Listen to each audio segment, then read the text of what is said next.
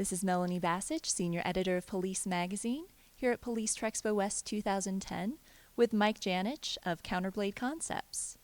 Could you tell us a bit about why police officers should be aware of what you do, and if you could explain a bit about the technique you're going to show us? I'd be happy to. Knives and edge weapons are one of the most common things that police officers will run into on the street, so having a good system of tactics that they can use to defend themselves effectively against that type of threat is very important. In many cases, the defensive tactics programs they have don't focus enough on edge weapon tactics or counter edge weapon tactics, and in some cases they don't take into consideration all the practicalities that they need to incorporate into a really effective system. So basically what Counterblade Tactics or Counterblade Concepts does is we draw from the Filipino martial arts, which have a long heritage of edge weapon tactics. We take that information, we make it relevant to the situations that law enforcement officers would find themselves in, and also to the equipment that they wear. Fighting empty-handed against a knife is always going to be difficult, so the idea of being able to use empty-hand tactics to survive the initial attack and then perhaps transition to another weapon, transition to other tactics that a law enforcement officer would have available to them becomes very important. All right, well, let's see the technique. Sounds good. The technique we're looking at here is what's called a split X block. This is a defense against a low angle 5 attack or a low thrusting attack to the abdomen, one of the most common attacks you'll find on the street. As the attacker thrusts toward my abdomen, what I do is I hollow out and I'm going to block with the backs of both forearms. My left forearm goes low, my right arm goes high, so I'm blocking the arm both above and below the elbow. The next motion is to roll my right hand down to grab the back of his elbow. This prevents him from retracting his arm and trying to thrust again.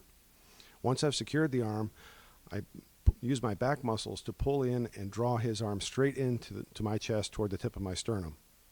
At this point, I achieve decisive control over the arm, but to further this control, I point my right thumb up and I saw forward with the ulnar side of my right forearm.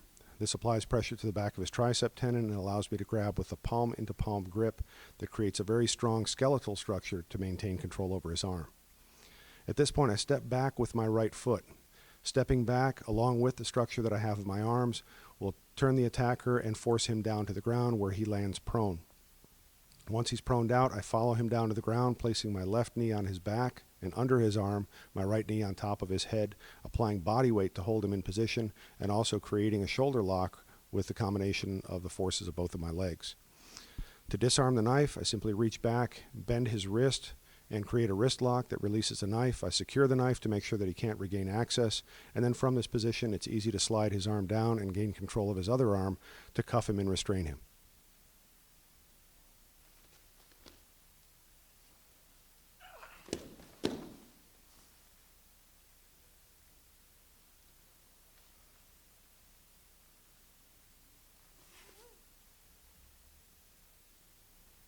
Another version of this technique allows you to transition to your weapon. So if you're a street officer who has access to a firearm, you carry a firearm on a regular basis, you still want to have empty hand skills. So the initial portion of the attack is exactly the same. He thrusts, you're going to block with the split X, left arm low, right arm high. As you hook the back of his elbow with your right hand, you're going to pull it and pass it in front of you, and as you do, you allow your left arm to fold. Once the knife is passed in front of you, you're going to pivot to your right. You're going to push forcefully with your left hand to push his arm away, and at the same time, you're going to reach back with your right hand to draw your firearm.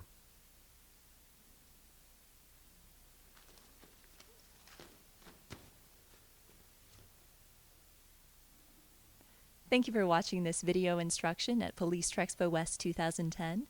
For more, go to the video section of policemag.com.